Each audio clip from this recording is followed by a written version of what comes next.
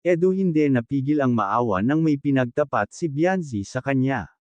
Ano kaya ang pinagtapat ni Bianzi kay Edo? Bago ko ipagpatuloy ang maiksing reaction video na ito, hiling ko lang na patapusin ang panunood nito para malaman ang nilalaman nito, at kung bago ka pa lang sa munting channel na ito, paki-subscribe para lagi kang updated sa video ng mga kalingap.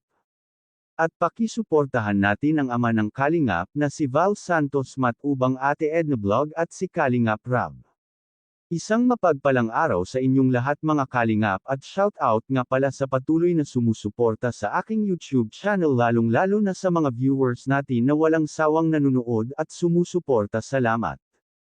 Bianzi pinagtapat kay Edo ang kanyang tunay na nararamdaman sa ngayon dahil nahihirapan na pala sila sa kanilang tinitirahan na bahay.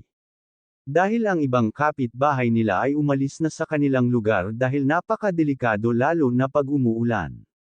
Ang isang sponsor nga ni Bianzi ay nagpadala ito ng pampabrace sa ngipin ni Bianzi, ngunit tumanggi itong si Bianzi na huwag na daw muna unahin ang ngipin niya, idagdag na lang daw muna sa pagpagawa ng bahay nila at gustong-gusto na nito magka-bahay ng sarili at nasa ligtas na lugar. Dahil dun mga naman sa tinirhan nila ay sa lola niya iyon at pinapaalis na nga sila ng mga tiyuhin niya.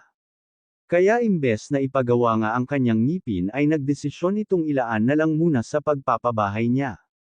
Pumayag naman si Kalingap Rab, pero pag natapos ang gagawin bahay ni Bianzi at may natira sa pera ay ipapabrace pa rin ni Kalingap Rab ang ngipin ni Bianzi. Talagang persigido na si Bianzi na magkaroon ng sariling bahay.